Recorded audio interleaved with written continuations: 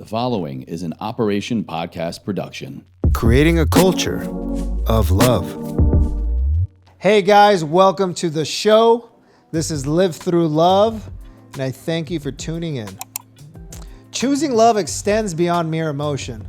It's a conscious commitment to embrace challenges with resilience and determination. The journey isn't always smooth, requiring effort and dedication to nurture our relationships. We lean in, fully committed, ready to confront obstacles. Yet, amidst the work, love flourishes, growing stronger as we choose compassion over anger, communicate openly, prioritize each other's needs, and support each other's dreams. Let's embrace the challenges love presents, navigating them together, knowing the path may not always be easy, but through perseverance, we discover love's true essence, propelling us forward to a future filled with joy, connection, and boundless opportunities. Now, we're going to dive into a couple highlights and real-time actions of what it looks like to choose love.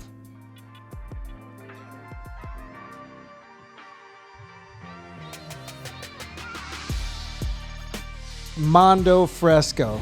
Listen in as we talk about the beautiful journey that is finding your true self, making a positive impact on your community, and pursuing what you love no matter what society or your family tells you.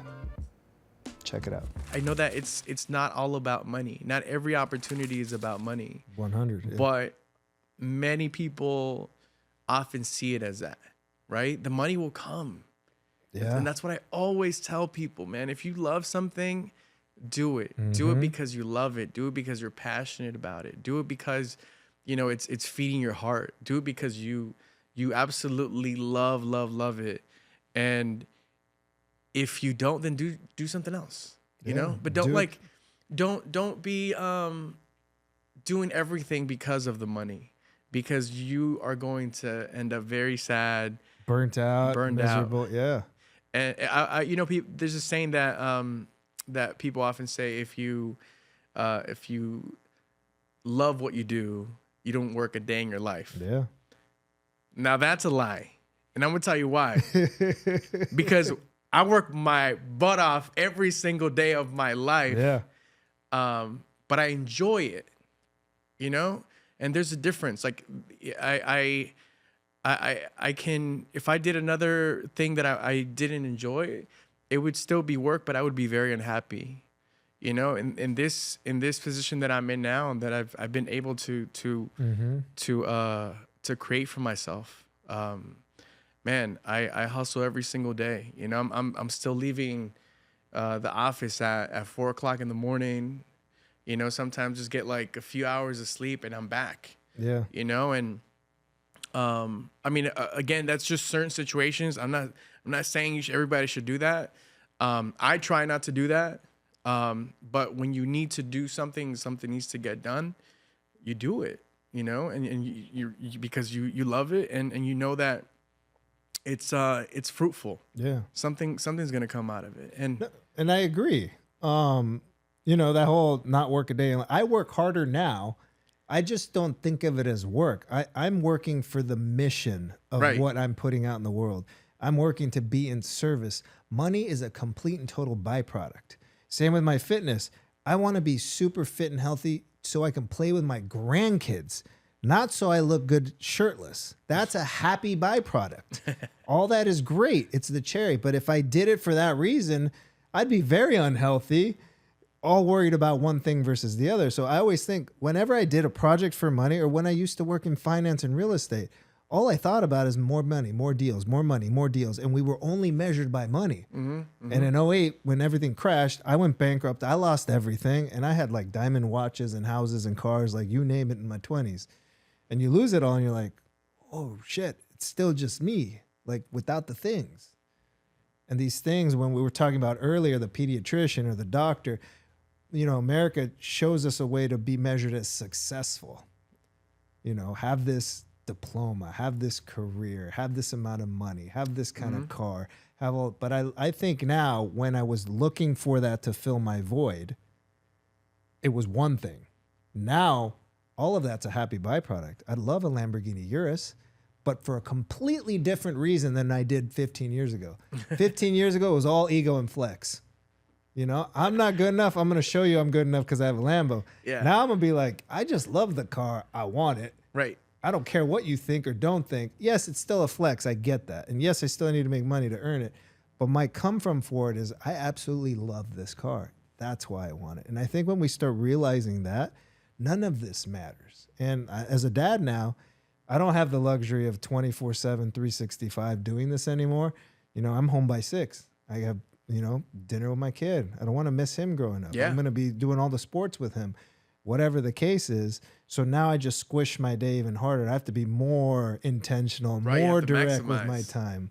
So that'll be different. You know, if one day that journey comes for you, it'll be completely. And that's a part of it too. You know, like now is the time for me to do that because I'm on the same boat. I would love to be home by 6 o'clock. You know, my dad, he would leave the house at 8 a.m. and he'd be back at 5.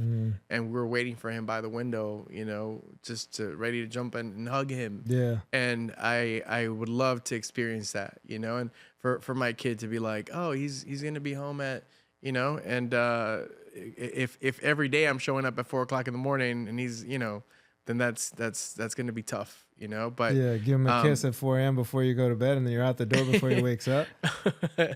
Yeah, man. So now the time is now for me, you know, to continue making those sacrifices.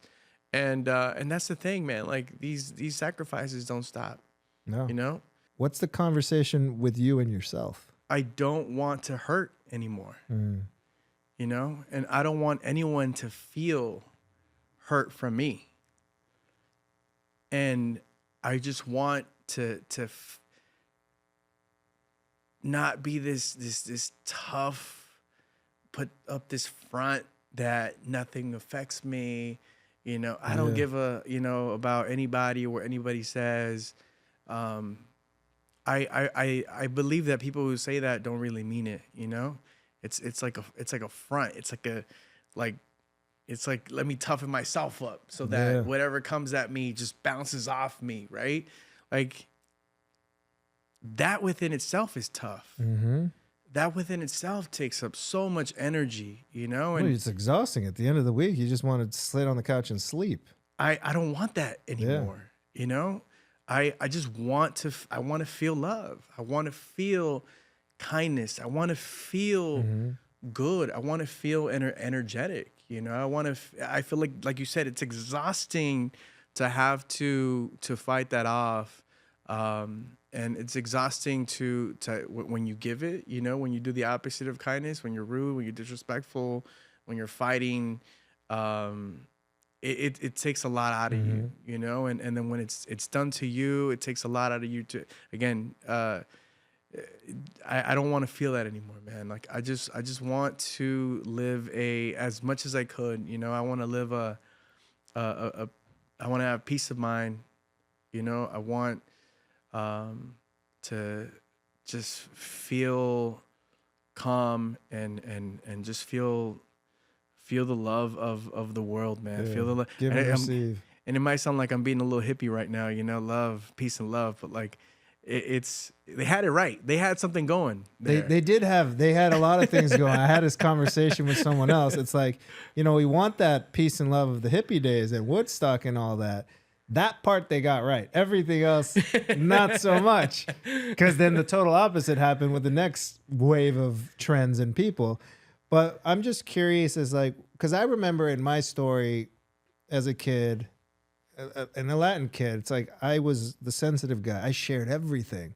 And I would go to school and share all the things. And one time I got back to my mom, and she's saying this just to protect us, protect the family, whatever.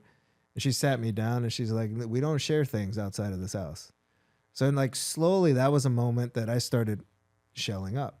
And then, you know, because I was so sensitive and kind and, you know, then you start getting picked on or made fun of or whatever. So more walls come up, more armor comes up, more defense comes up. And then you're like, then you start dating. I'm kind of going through my line. I had this girl, she was a Mexicana, and she's like, why are you sensitive? Why are you crying? Like, you're not supposed to show up this way. You're a man. Like, so you start getting all these stories triggering you to now wall up, shell up, armor up.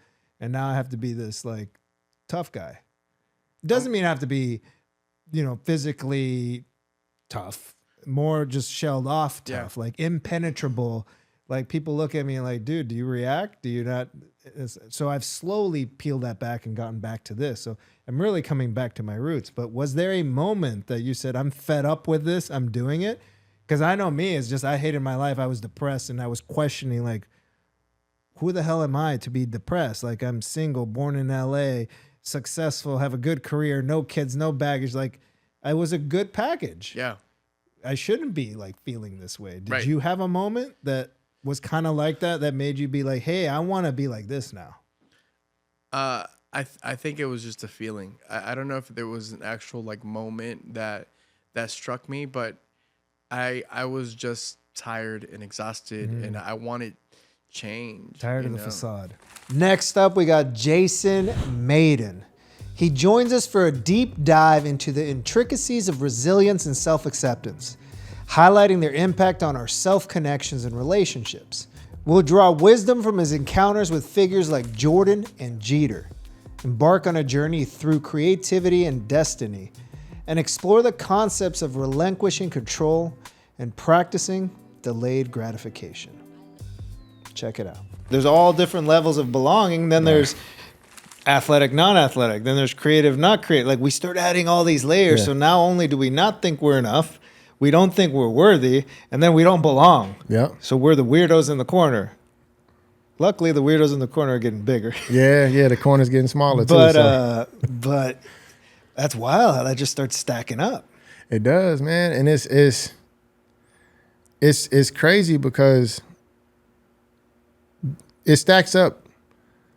We've been tricked to believe, we own stuff, right? We're stewards of everything. We really don't own anything because there's nothing that's going to be permanent except for how you make people feel and what you leave behind. And you don't really own that either. It's like you can inspire it, but we just have a really weird relationship with the temporal nature of life. Like we when I hear people, and it's sad too, because the age has gotten younger as a result of the pandemic. Kids saw their parents frustrated and kids thought it's their fault.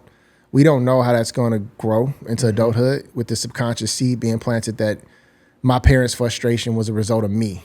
Because a child seeing their parent on Zoom. Cause and effect. They don't realize that the parent's frustrated at work, not them. They just absorb it. And so that's why you're seeing the average age of suicide drastically drop to like 11 or 12. Yeah, that's wild. That stat is like unreal. Heartbreaking. They haven't lived yet. They ain't even lived. But what's also wild, bro, is I found this out this week, that one of the fastest growing demographics of people who have either attempted suicide or successfully, went through with the act are pastors. Pastors. That's interesting. It blew my mind. And then I started to really think about the faith community. And I'm like, it makes so much sense when I'm thinking about my flock, the people that have been entrusted to me, and I'm seeing the families lose their houses or can't eat, and I can't do anything about it but offer them prayer. Or I see the kids suffering and walking away from their faith. I can't do anything but offer prayer. So now the pastors are internalizing the emotions of like not being able to serve the congregation that's been entrusted to them. So we're in this vicious cycle of people being told they're not enough. That's the greatest trick of the enemy, and we got to break out of that.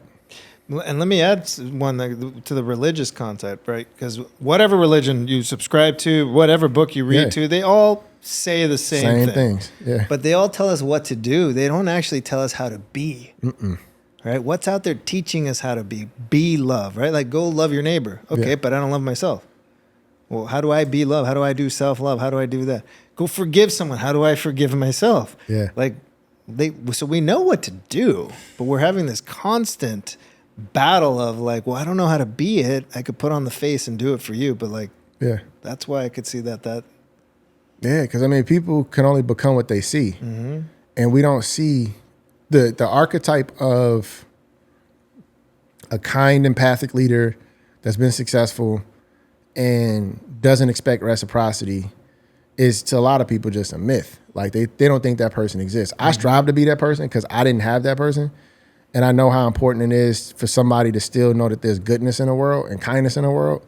So I try to position myself to be viewed as an uncommon man. I don't want to be like a lot of people in my industry. And so folks have just given up, and people now assume kindness as an angle. Like, I think when we met, we talked about it. Like, I've had to tell several people, I'm a circle. I'm not a square. I don't have angles, bro. Like, if you sit at my table, we all eat. I don't want a little bro, a little sis, anybody. Like, I live my childhood dream. I don't need to prove nothing to nobody. Yeah. I'm good. For the rest of my life, I'm good. I can say I did it. How do we make that contagious? Man, bro, like... Michael Jordan is a hero to many people, right? And he's an example of someone that grew up, you know, in Chicago, in the hood, from nothing, became something, put on a pedestal. Yeah. What are the lessons that you learned from that? Please share that story, because I think it's beautiful, but the side that people don't know. Yeah. So it's interesting because Mike, or Cat, you know, his nickname is Black Cat. The way he navigated the world as an athlete paled in comparison to him as a business person. Mm-hmm. And being a fan of him as a child, growing up in the Chi, and then working for him and with him, it gave me like the broadest cross-section of understanding of who he really is. Extremely analytical, extremely loyal, very driven to win, has like a winning mentality. Like, he wants to win. And he's not like a win at all cost type dude. Like, because people say that phrase, and I always tell them the cost is always people. That's way too much. That's way too high of a price to pay. Yeah. Like, you can win without having to screw people over. That's the point of competition. Yeah. It's the real meritocracy. Mike exemplified the prototypical meritocratic like person. He wanted to compete with you on your best day. No excuses. So when I win, ain't no excuse that I beat you. Mm-hmm. And that energy for me, especially as a kid, like, who felt different. Like, I have autism. I was sick. I'm, you know, multiracial. It's so much going on. I never felt like who I was fit in anywhere. So I created my own alternate universe that I lived in. And Michael was a part of that. And I wanted to be Dr. Lucius Fox to his Bruce Wayne. Like, I can create his gadgets. I can help amplify his potential. And it wasn't even about me. It was like, my gifts and talents can make that man more super. Like, that's cool to me. And I kept that spirit, and working with him, the things that I learned, there were 2 lessons that I still, to this day, changed my life. The first one from Mr. Jordan, I'm an intern, and it's wild because it's like, first day on the campus, they give you this map and you do orientation, and they tell you to go sit at your desk. At least it's how it was when I was an intern in 2001. So very early, before design was even a real powerhouse at the company. Mm-hmm. Design reported into merchandising, I think, at that point. We didn't have a C-suite executive. Yeah. So we didn't really have a lot of like strong representation. They give me the map. I go to the Jordan building. I'm thinking Jordan Brand's in the Jordan building. Makes total sense to me. It's like, same person, dude's face is on the outside. Yeah. Nope, this man was in the Jerry Rice building. Jordan Brand was on the 4th floor of the Jerry Rice building in the back corner, like the furthest part of campus at that point. Wow. And it was just like a science project. And so I went to the wrong place. They told me where to go. I come up on the elevator, and this was all divine timing. This is how I knew like I was exactly where I was supposed to be, and that my journey was the right one. And I stopped questioning my life. Mm-hmm. Elevator doors open. I looked down. Mr. Knight spoke at the orientation, and he told us about the culture of Nike. No one wears brown shoes. No one wears dress shoes. It's just not us. We're a sneaker and T-shirt company. Yeah. So I'm like, bet, this is great. I could dress the way I want to dress. Door opens up. There are 2 pairs of really nice handmade Baluti Italian dress shoes. And I'm like, who in the hell is going against the culture of the brand, Mr.? And I look up, there's Michael Jordan, and there's Larry Miller, the president of Jordan Brand. And mind you, this was the first time I've ever seen him in person in my life. Like, I saw him once before. We got free tickets from the YMCA that were in the nosebleed seats, because, you know, inner city kids, you go to the library, they give you free tickets, and you do good in school, or you finish your books and you get something from the library. Yeah. But he was like this little blip. I never physically seen him. I get mad nervous. I try to close the elevator door, but I pressed the wrong button. It was the one that actually opened it. Yeah. Is that really? I'm like, oh, no, dog. Dude, I'm on the wrong floor. This is crazy. Door's doing this, and then he sticks his hands through the door, and he has these like insanely long fingers. Yeah. He's like, you the intern. He touched my chest. It's like my credit score went up. Like, jump shot got better. Like, it was crazy because he knew my name, and he had asked me this question of like, you know, how did you get here? Mm-hmm. So in my little 19-year-old mind, I'm like, oh, I took the elevator. He's like, nah, bro, like literally you came from Roseland. came from the South Side. Like my nephews live in that neighborhood. Now this is where it gets weird. My mom was on a swim team with his ex-wife in high school. I had played with his nephews as a kid, never knew who they were because we were in the same neighborhood, but no actual physical relationship beyond like, oh yeah, you see these kids and you guys move around. And now I look at my mom's yearbook and I'm like, that's Juanita. She's like, yeah, we were on a swim team together. I'm like, this is crazy. So all that flashes through my mind. And the advice he gave me, and then I'll tell you the second piece of advice was, I asked him like, how do I succeed here? And he was like, look, I can accept you failing, but I can't accept you not trying. He's like, I need you to try. Like your whole life you've tried and look at where it led you. Keep that energy. Keep trying. Don't worry about outcomes. And I'm like, bet. You hear that from Mike, that's like, I'm shooting from the parking lot, bro. As soon as I get the ball, as soon as you give me the ball, I'm pulling up. The second thing I learned was with Derek Jeter. And it was interesting because I was nervous because I'm like, man, he's the cool guy. He's suave. Like, I'm a nerd, bro. Like, I'm in the club looking at Redfin and Zillow. I'm not, you know what I'm saying? I'm like reading white papers at the club trying to figure out science and stuff. And I'm thinking, man, you know, he's so cool. He's the captain of the Yankees. Like, what will we have in common? Come to find out, we have a lot in common. And one night when we went out, I didn't realize this at the time, how important it was, but we went to a club. He made his appearance. We go out the back door. We get in the car. No drinking, no partying, nothing. Just all kind of smoke and mirrors. Hey, it's Jeter's in the building. And my man looked at me and was like, yo, you want to be present enough to be welcome, but absent enough to be missed. Don't be everywhere people expect you to be. Like, you don't. None of this is real. Don't get caught up in this. None of this is real. Say that again. He said, you have to be present enough to be welcome, but absent enough to be missed. And that sticks with me heavy. Because I'm like, this man, television will tell you he got all the women he partying. Nope. We at the crib playing Miss Pac-Man, talking about life and finances and like what it's like to be him and how does he juggle these things. So he, at the age of 19, 20, 21, I had these heroes talk to me more about business and manhood and fatherhood and life than fame. So I'm very blessed because most people would never have the opportunity to learn that from their hero. They just ask, oh, Mike, you played against the book. Like, this man's telling me about investment and really, like, so I know for a fact, man, that I have a responsibility to share that. Because they shared it with me and they didn't have to. I was an employee. Wasn't their friend, wasn't their relative. I was just a random kid that got there and they decided to teach me what I needed to know to then be able to provide for myself. Dude, those two lessons. And the thing with trying, you're doing. Whenever you're trying, you're actually doing it. Like let's remember that. But that other thing, right? In this world where we want to be everywhere, we want to be seen, we want to be in it. FOMO. That is a nugget. Yeah, bro. That's why I don't feel bad about not showing up. I don't even lie anymore. Like when you're younger, you're like, oh, I'm on my way. Nope, I'm not doing it, bro. I don't feel like it.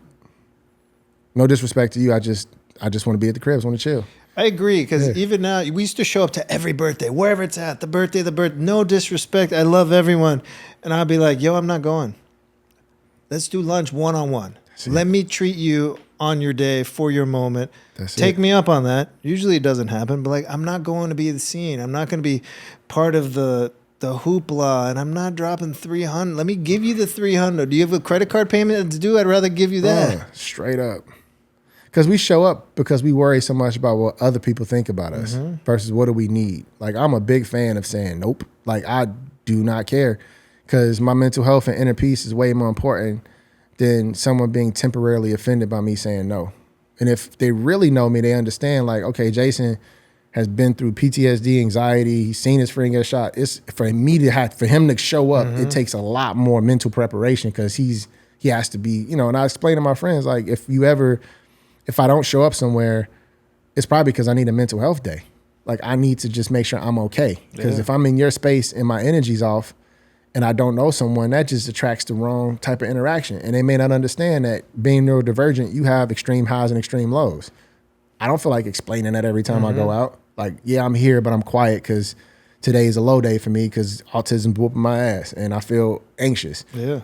I usually bring my wife with me and she's my wing person and she'll notice it and be like, all right, babe, let's get out of here. So it's a smoother exit. But at this age of 42, bro, I just tell my friends, like, hey, I'm not okay today and let's catch up next week. Let's build. I'll be better because I want to be my best self when I'm with you. But right there, that's respect. Because even I know I have I swing up and down too. And there's times because we record the pod twice a month. There's times where like, I can't have a bad day on a day where I've got to hold space and be curious and be present. But then I can't beat myself up if I do. Maybe one day that'll be the day, and I'll just preface it. Yo, this is where I'm at right now. We could still do work though. Let's figure it out. I think that's what we have to do, man. To show these people like you can work through your pain. You can still smile through your pain. You don't have to be all consumed by it. You have a choice. Like if I was to explain half the stuff that happened to me prior to me coming here, and you listening to this at home and someone seeing my energy, not knowing anything that I dealt with today, they wouldn't realize like I'm carrying a lot. But I don't allow that to stop me from serving, because we got to show people that we are all works in progress. We can't keep showing the finished work. We got to show the end progress, the messiness. That's social media is the finished work though, right? Finished work. How do we start going raw? Let's go more raw. Let's get in there. Let's get the BTS.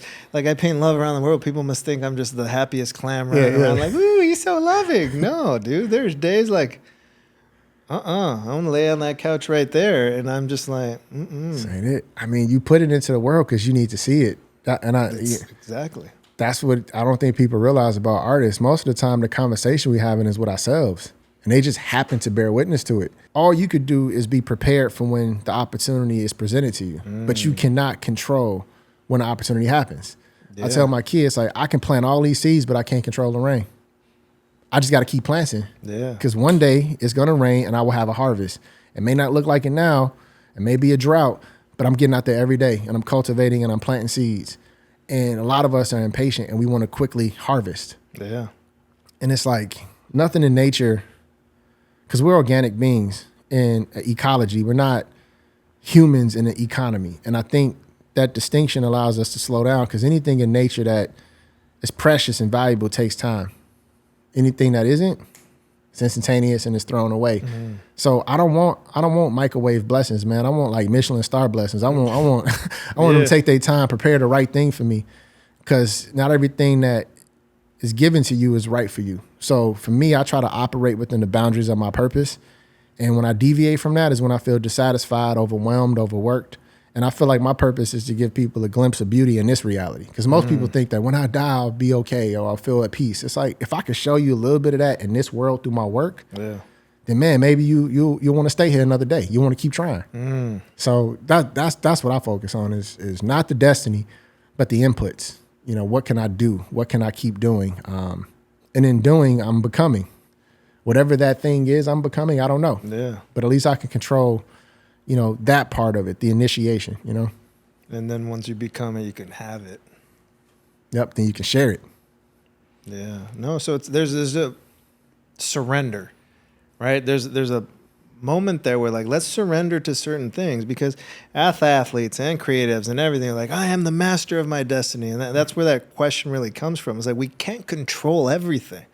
There's very little in the world we can control, but what can we can control surrendering to the thought of something. That's it. And then putting in the work to get to that point to receive that opportunity or that blessing. That's it, bro. That's it. Like, people don't realize how strong you have to be to exercise restraint. Like, that's the wild part. We look at the person who yells and screams, oh, they're so aggressive. And no, they're not. They're out of control, lack discipline, and are easily disrupted. As a person who grew up doing competitive, you know, combat sports and being trained by a military dad, the strongest people exercise the greatest amount of restraint. And that's because they're battling themselves. And when you endeavor to battle yourself, man, that's the hardest fight, because you know all your weaknesses. Your opponents don't. They don't know anything about your weaknesses. You do. And so I think that surrender, if we start to really celebrate, you know, the people who say no, the people who apologize, the people who lead with unconditional love, then we start to show the strength in restraint, because people think it's weakness. And I tell folks, like, listen, man, if I believe in unconditional love, that gives a person the right to offend me. Like, people have the right to offend me because I believe in unconditional love. I have to forgive you and let that go, because I don't know the context by which you were brought up, what you're going through, and how you're expressing yourself may not even be intended for me. It may not even be about me. Most times it ain't. Yeah. But we take it personal because we don't have that self-discipline and self-governance. And so I really do believe in it, man. Like, restraint is the thing that's going to save this generation. Self-discipline is going to save this generation. Delayed gratification. Bro, I'm telling you, man, that's one of the core signs of successful people. It's like they did a study where they gave kids a snack. You know what I'm talking about? And the kid who didn't eat it, they correlated that to people who will save money and have a healthier lifestyle. And then a kid who just gobbled everything up, the Halloween candy, they're like, those are the people who crash and burn, because then it's no appreciation there. Yeah. It's instant satisfaction. So yeah, I'm the delayed gratification guy. Next up is a conversation we had with Dr. Benjamin Hardy. It was a master class in pursuing impossible goals and reframing past experiences. Together, we pull back the curtain on the distinction between mere wishing and the power of purposeful action. He talks about living from the future versus living in the future, and the concept of psychological flexibility, how the mastery of our past and prospective future can hold sway over our present. Check it out. Is this going to like really take you forward? And for me, like, I look at my time, I mostly look at like days and weeks. Like, if I'm living today, even if I just take a few steps, I can take insane steps in a single day, and I try to actually squeeze or stretch as much as I can in a single day. It doesn't always look the same. I mean, sometimes that might just be me hanging out with my kids, but I find that if I'm actually living, operating for my future, and like really like stretching it, I can do more in a day than I used to do in like months. Just because I'm doing what you're saying. I'm actually like, I'm living. Yeah.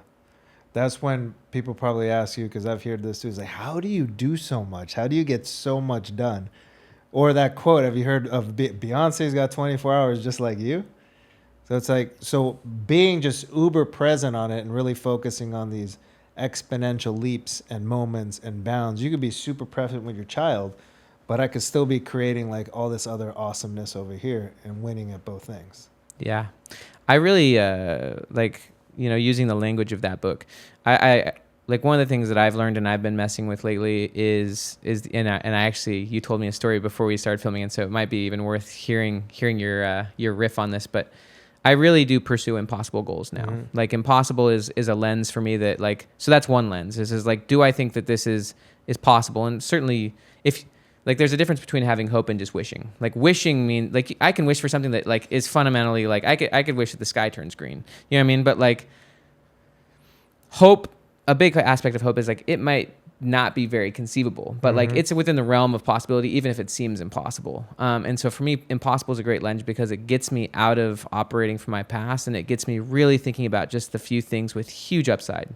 It also gets me thinking about how can I involve other people? Like, I don't have the answer, and so I need to turn to help. You know, when the student is ready, the teacher appears, or like when the why is strong enough, you'll find the who. You'll find the right people. And so I also, you know, and I know you told me about like your 6-week journey with those signs, and so it might be interesting to break that down. But one of the framings I go for is at least in certain contexts, at least with my work. But I mean, I think I could probably apply it in other areas too. Like, am I going for something in the short run that I feel is impossible? And that really helps me to stop doing most of the things I'm doing right now, because most of the things I'm doing right now are very marginal. Like, they're not really doing much. Honestly, most of what I'm doing is busy. It's not really productive. It's not transformative. It's linear. Yeah. So going for big impossible stuff really gets me out of my past self. So I'm hearing a couple of things here, because I'm an entrepreneur and a creative. Like, this language applies very well. And in some of my poetry and my work, I talk about hopes and wishes. And like, wishful thinking is one thing. And you hear people say, oh, I wish I could do that. I wish I could paint like you, Ruben. I wish I can do this. And I'm like, okay, well, like, just go practice. Not me, but your version of that. And then like, well, I hope one day I can get as good. Being hopeful then is like, oh, you're past wishing it. Hope is maybe you're on that level. I might start practicing. And then you could dream about one day having the career. And then by doing it or writing it down, you create the goal. So we just had to lead step by step by step by step. And then now we're like, oh, and then you share it with someone, you make it accountable. Sure. So, but along the way, we skip a lot of those steps. So where is it that we get stuck on being just wishful all the time? And then what is it that may be holding us back? What is it about the security or the past that keeps us in the wishing zone versus turning it into an actual goal or an impossible action? I think that, like, I love the quote, expect everything attached to nothing. You know, and so it's like, I go for impossible goals, but like, I'm not disappointed if I don't hit them. Like I'm not a failure. I'm not competing against anyone. You know what I mean? So I think often people, they don't jump to just like, let's go for this. Like, see it as a test, see it as an experiment. So like, I'm always testing. And I think that people get too attached to like, if I set this as a goal, or if I really go for this, or if I make it public, if I tell you about it, now all of a sudden I'm a loser if I don't do it. And I think that all that stuff is, it's just like mixed up. Like, your opinion doesn't really matter about my goal, honestly, and mine doesn't matter of yours. Yeah. And so, I think that we create all these narratives and all these ideas that we're a loser if we don't do X, Y, and Z, and so I think that can really mix us up. And so, I mean, I go for things that are impossible. Me and my team ultimately decide it. We decide one or two things. Even this month, we're going for something impossible. Last month we achieved one thing that did not look realistic. Like, we had a goal for like a 4-month goal, and we're like, no, we're just gonna do it this month. We achieved one of them. The other one we didn't. Like, we literally like we made an inch of progress towards the mile we went for. Yeah. But that inch would never have happened if we hadn't been going for it. And so, like, we have fun. I think a lot of it's gamifying it, having fun with it, not being attached, but being committed. You can be hyper committed to something and not attached. And we are committed. Like, once you get really committed, then you start really looking and finding those new pathways. You start being a lot more flexible. But it's all progress. You know, like, I'm not comparing myself with you. I'm comparing myself only to my former self. Yeah. Is all I'm doing is comparing myself with my past self. I can look back on where I was a week ago and be shocked. And that's my measuring stick. I have an internal reference frame, not an external one. And so, yeah, I just think a lot of people, their reference frames are outside of themselves. They're comparing themselves with other people. The opinions of other people really matter. And even just false forms of failure. Like, I don't think failure really exists. So I think that our emotions, it's literally emotions. I mean, even when it comes to working, you know, I do creative work, and as a writer, we torture ourselves. But it's not the work that's hard. It's how you feel about the work that makes it hard. And so literally it's all psychology. It's all emotions. There is so much right there. You know, because living from expectation, that's something that I find myself to have an issue with, because I am so vision forward and looking at that. And one of the things I realize is like, okay, if I'm living in expectation, it's my own expectations, I've been able to release expectations of others, because that was another bane of my existence that I'm beyond. That's a great thing to release. But still, I have my own expectations, and realizing, did I actually make the commitments and the agreements prior to attaching to the expectation? So I'm stuck on this expectation, but I never really attached myself to the commitments and agreements that I was doing to get to that point, because the expectation is just the end byproduct. It's really the consistency or the commitment to do the things ahead of time. So I've been really working on that, because a lot of it's like, oh, I'm going to manifest, like, I have a goal. The Olympics, they're coming to LA. I want opening ceremony on a love sculpture. I want the athletes to come out. That to me is an impossible goal, but I see that it is possible, right?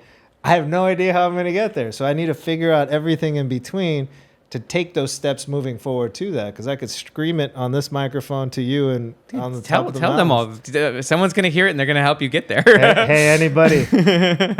Send them my way. Olympics. No, for sure. But that's why I say it a lot. But in that notion of that, some of what you were saying is like, it's tied to self-worth and looking at when we earlier you were saying we get stuck in that. Yeah, it's like totally. Now we're starting to do that. But what if we get stuck in the past of like, I had a huge win last year and this year I've done nothing. And then we get stuck on that past story, and all of a sudden we're like, we're going backwards because we're not going forwards. Yeah, I never look at it that way. Like, even if, like, let's just compare me to where I was a week ago. Let's just say everything fell apart, even my business, and I went bankrupt and got divorced over the last week, like whatever it is, you know what I mean?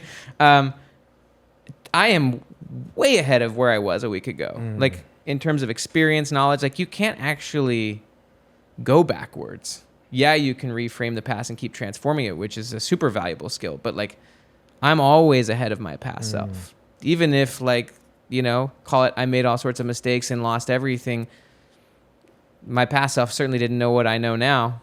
And so, like, I don't think that that's I just don't look at it that way. I don't think it's helpful. I also look back and I recognize I'm not my past self, but I also have huge respect for my past self. But I always feel that I'm ahead of my past self. Paradox of choice. We have too many choices, and so we make zero. That is why all those apps, and they keep making more apps, and they're getting more niche down. To like, okay, like if I get to find the perfect unicorn, maybe this is the unicorn app. And then you're like, no, I'm going to go over here. Yeah. The grass is greener where you water it. But that is interesting. And in the thing you were just saying right now, past, present, future, one of the things I noticed, like if you live too much in the past, they say you're stuck in this depressive state. Sure. But if you live too far out in the future, you're living in anxiety. And both of those take you out of the present. But Totally. the way you're describing it is very energetic, and it seems very simple. It's not super daunting. It's all in the present. I'm letting the future dictate who I am in the present, and in the present, I'm continuously reframing, rewriting, honestly, empowering my past. And so it's all happening in the present. My past isn't driving my present. My present's driving my past. And then my future is just shaping who I'm being, how I'm operating, the choices I'm making, the things I'm letting go of because it doesn't fit. So it's all in the present. The past and future are just simply tools. Yeah. The more you have, and I consider it mastery.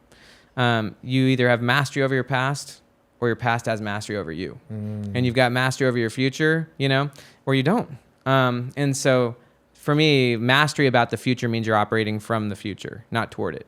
And mastery over the past means you're operating from the present towards that past. And so for me, it's not like I'm living in the past or in the future. Yeah. I'm living from the future. Which is all one now. And it's all right now, man. You're just uber present. Dude, I mean, the thing is when people say don't live in the past, don't live in the future, like they're in a psychology term, like you can't delete the past or the future. Like that is what makes us humans is that we have memories and we have goals. Yeah. Like, that's what makes us intelligent beings. Like, we just sometimes don't know how to handle them. A lot of it just comes down to like a concept that's called psychological flexibility.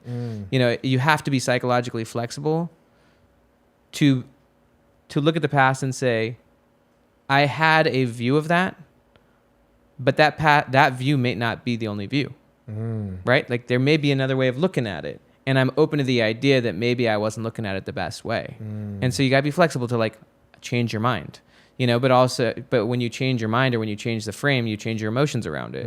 And so you have to have emotional flexibility to not be dogmatic about your view. Like I don't need it to be that story.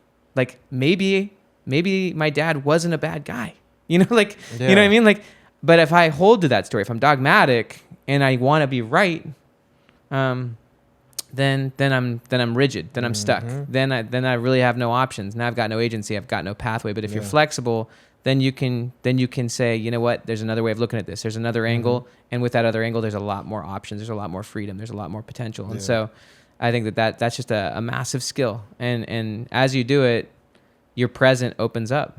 You've got a lot more options in the present, and you can make huge leaps. I mean, if you're flexible about your future, you don't have to go for something linear. You don't have to go for something realistic. You don't have to go for something that's the next step. You can go way over there and start using that future as the filter. Oh, now I'm going to go a totally different direction in the present.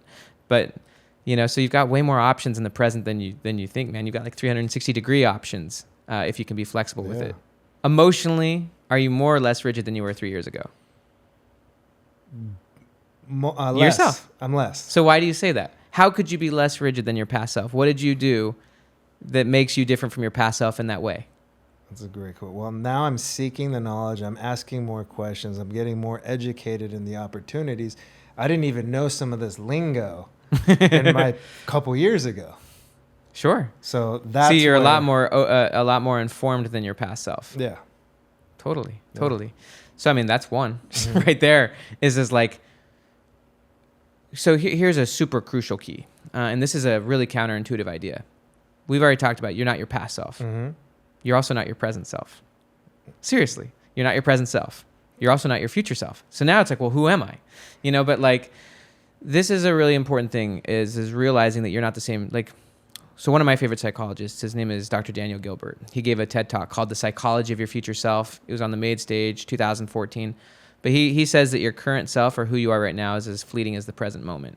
So like, I know that I'm not going to be the same next week, you know? And so like, I don't need to overly prove myself right now. I know that I've got a lot to learn even from this conversation. Seriously. And then, you know, after this conversation, when I'm taking an Uber back to my hotel, literally in like 30 minutes, like I can look at this conversation and I can learn a lot about it. And that person driving to the Uber in 30 minutes is going to look differently at this situation and be like, okay, like I can learn a lot from that. And so like, and so that's like a great way of doing it. Like if you think about sports, I know that you're interested in like the NFL, like watch your tape, you know, like actually watch it, study it. You don't need to be mad at your past self, but like study the dang tape, like learn from it, like actually like be better. That's a huge part of what they call deliberate practice. And so like actually study whatever your tape is, develop mastery, like actually watch what you're doing and learn from it rather than avoid it. Like sometimes I want to like avoid watching this interview. You know what I mean? Like, you know what I mean? Like, I'm like, I don't want to see that. Like, I don't want to be ashamed, but like, what if I just directly expose myself, right? Expose myself and be open to feedback. That's going to be an amazing thing for psychological flexibility.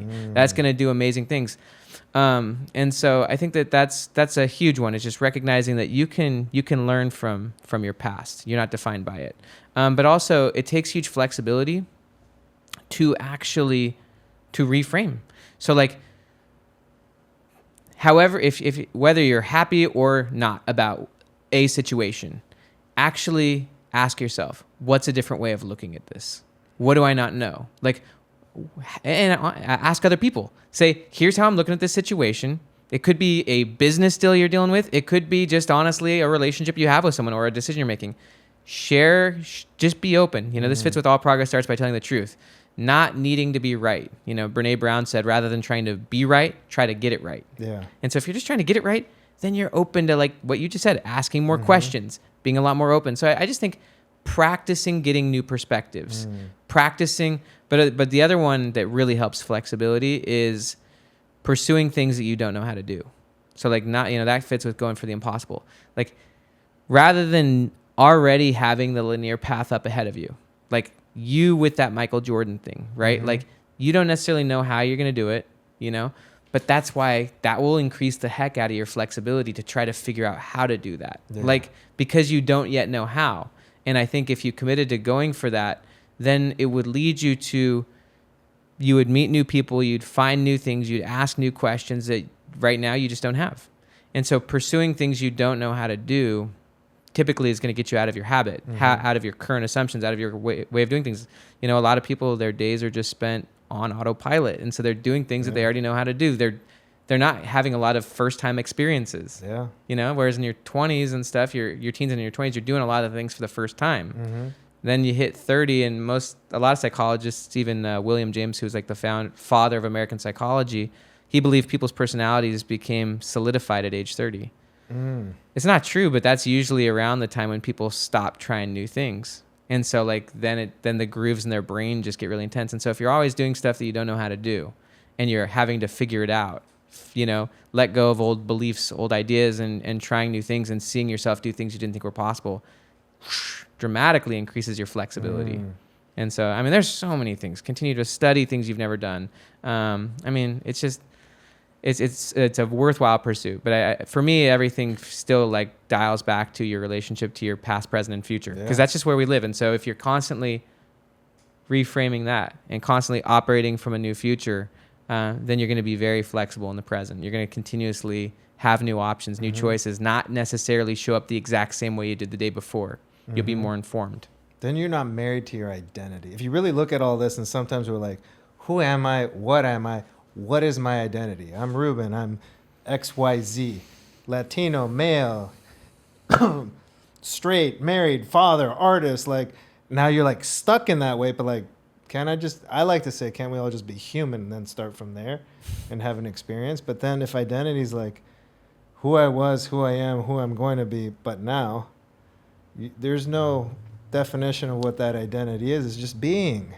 Identity is two things. It's your story and it's your standards.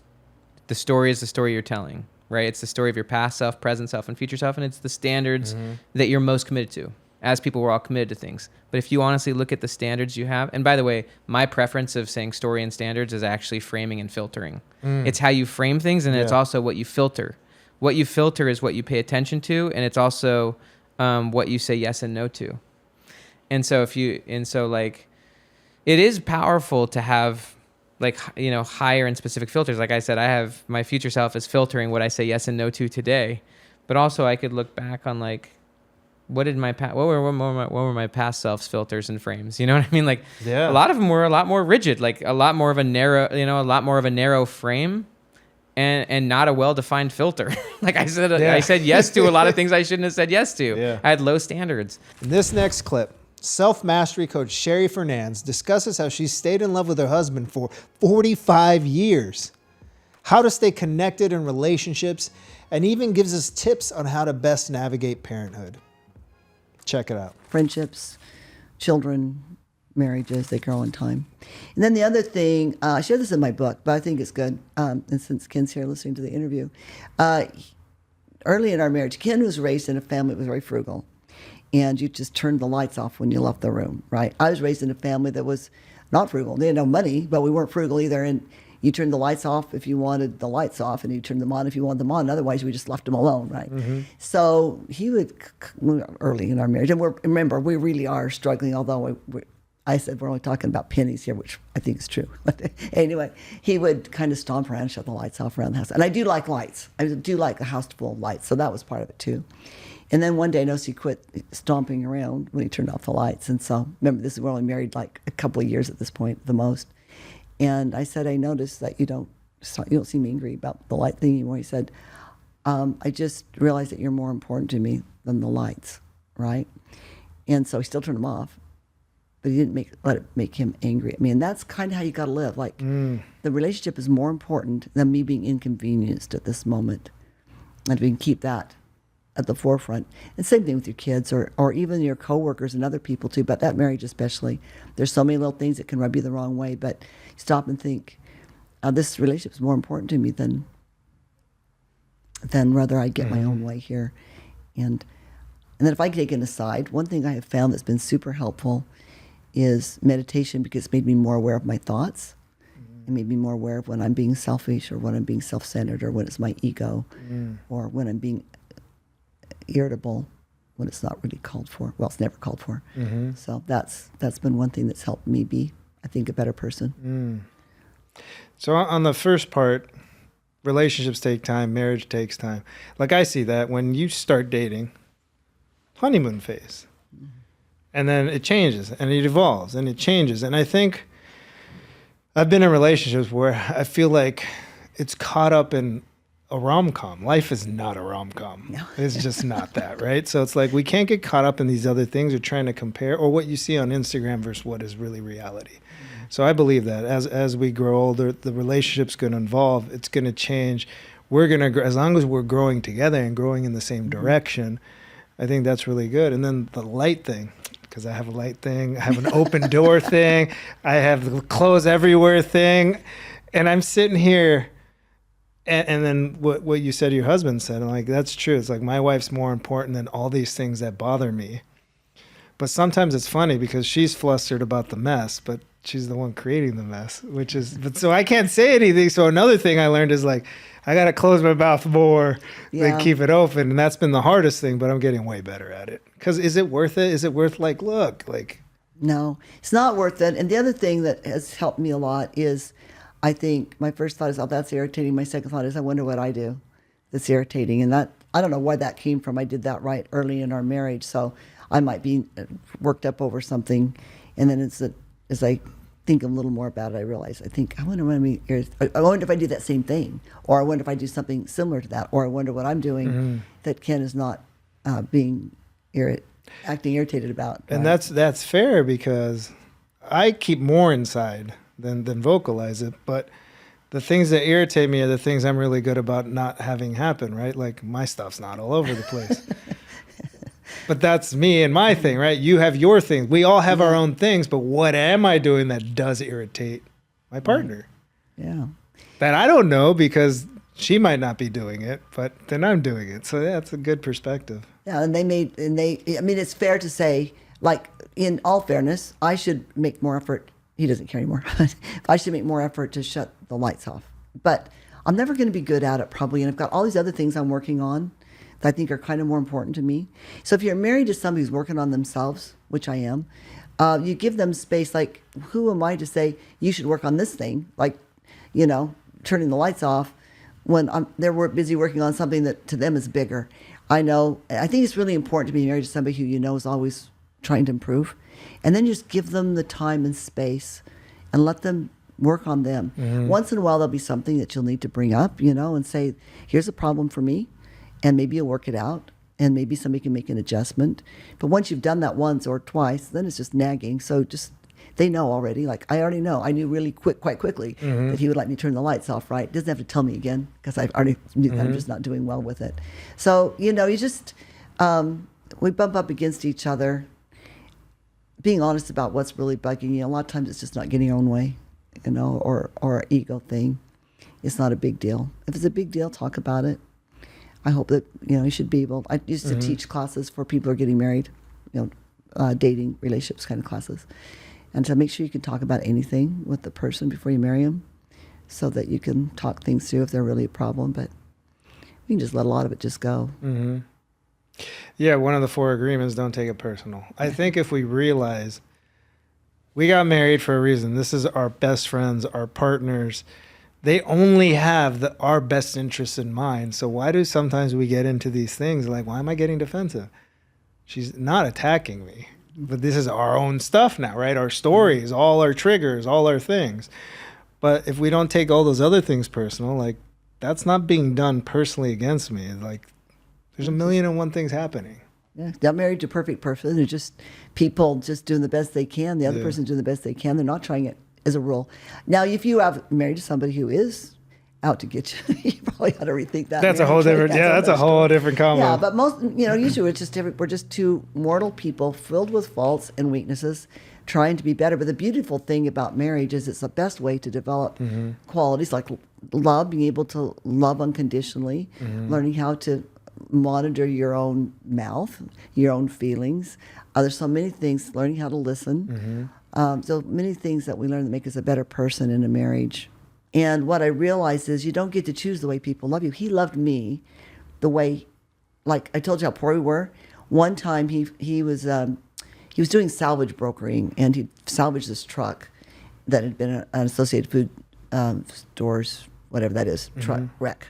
And so he filled up his back of his pickup with broken boxes and brought all that food to our house. We lived on that for like 3 years, and we needed it, right? That's what my dad did. My dad, I'd always be like, why doesn't my dad do this? Why doesn't my dad ever come by and just see the kids? Why doesn't my dad do this? That just wasn't the way he showed love. He showed love the way he showed love, which was if I was in need, he'd show up. The rest of the time he's going to leave me alone and let me live my life, which really was what I needed, actually, more than his involvement. So what I learned from that, and I think it applies in any relationship, your wife's going to love you the way she loves you, that way she loves you. And it might not be the way you want to be filled love, but it's her way, and you don't get to choose. You don't get to choose how somebody loves you. They do it their way. But what's cool is if you can learn to let it in, it solves a lot of the problems. Learn to let it in. That's huge. And love language is a huge thing too. It's also, though, we each love our own way, but learning to love their way as well, right? Do it your way. Don't let that get affected. Don't change. But we can also learn to meet in the middle. Like, okay, how do you need me to show up? Let me try to also show up that way. Absolutely. In fact, I would say, I think you're referring to the 5 love languages.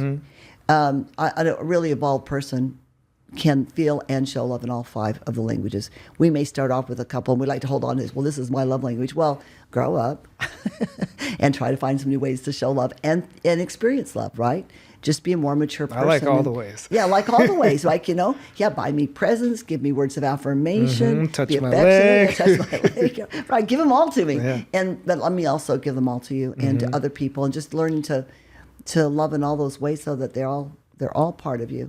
That's something to aspire to. So I guess I'm still a new dad, right? He's only 22 months, and you are a mother of 6. So how do we navigate that? Because you brought it up a little bit earlier, and our kid is our life. Like, he's been to 9 countries already. Like, where we go, he goes. I have events, he's at the event. And the rare occasion we don't bring him, everyone's like, where's Remy? Where's Remy? What? Because he's the life of the party. But it's really hard for us to disconnect and just do us. Yeah, do it. Because we want him around 24/7 also. But we were just in Mexico for 10 days, and we're like, man, I could use a non-Remy day. Not because I don't love him, but it's like, it was chasing a kid 24/7. What's your wife's name? Z. So you need a Z day too, and you guys need just a you guys day, and you need them regularly. So I'm going to give you a really good parental. I don't know a lot about raising kids. I know a lot more about marriage, but here's one thing I do know: your children are more secure and feel safer when they know you have a relationship separate from them, and that it's solid. So you guys need you guys days and moments as well. And that little darling is going to be just fine without you for a little while. And also teaches them that they're okay without you. They can be somewhere without you, and they're going to be just fine. They're just 2 different relationships. The marriage first, and then the relationship with the children, and that will serve you well. You're not a threesome; you're a twosome with a child, and that child's going to grow up and learn how to be married by watching you. Yeah. He's going to grow up and be married to somebody else, and you're not going to be his number one person, right? You're just going to be left with you and Z again. So we'll put that marriage first to make sure you find separate time from him. And I understand that, because we say, like, Remy's our accessory. He's an add-on to our life. Right. We were there before. We're going to be there after, because he's going to have his life. Yeah. And I'm going to show him how to love himself, treat a woman, do all that by how I treat my wife, love myself, and show up. But it's making that dating time, though. Yes. It's It's like what you talked about earlier about, this intellectually, but you're not practicing it very well. So make that date night. Make it hold some little. We did Friday nights. Actually, we said we held Friday nights. We had Friday and Saturday because we like to be together. But we always had at least one date on the weekend. Friday nights was it. But hold some time that's sacred for you. Make sure that your bedroom space is your space, and that's not a free flow for anybody else, including your children. They can come in. Just knock first, Make sure he understands, and your future children all understand that your relationship is something separate from them. You love them like crazy, and they will serve them in so many ways, as well as serve you. In my early 20s, I was in real estate. I made a lot of money, but I didn't travel. I focused on making way more money. 2008 happens. I go bankrupt. So a lot of people are like, you had all that money. You could have traveled the world 10 times over, seen everything. And I didn't do it because I'm like, I went to Vegas every other weekend, right? But I didn't travel. Now, I've been to 30 countries. My wife and I travel every year. My son's already been to 9 countries. So I don't have that regret anymore, because I can still travel. I still have a lot of life left, so we travel as much as possible. I can't go out to university. I don't need to go back to college. I got so many degrees. It doesn't even matter. But I can't change that one. But what I could do is show my son, hey, if he wants to go off to college, I'll encourage all those things. So, but I agree, when you hear people say, oh, I wish I didn't date that person. That date, that time led you to your wife now or your husband now. Yeah. All the things we do lead us to who we are right now. So we shouldn't regret it. So I don't really regret not going away to college, because I wouldn't be who I am right now. But I've made up for it in seeking those experiences and living the life as much as I can, right? So we can kind of balance it out, I think. Yes, I absolutely. You learn something and things that you'll teach, and you wouldn't be the person. I say this frequently, and I think it's in the book too, but if you like who you are, you have to like everything that ever happened to you. I had some things that happened to me as a child that really shouldn't probably happen to children. We preferred that they didn't.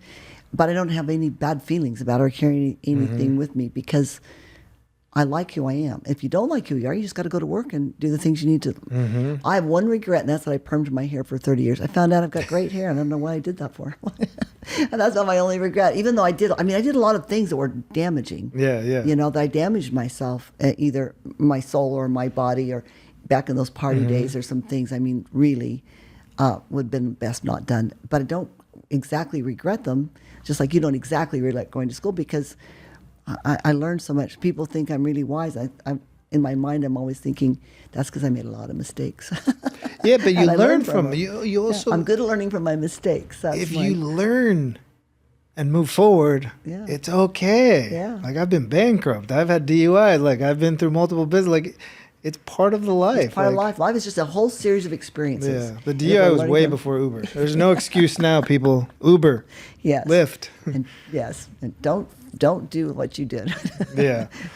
But as we start winding down, I want to ask you something, because a lot of people get caught up in what's my purpose?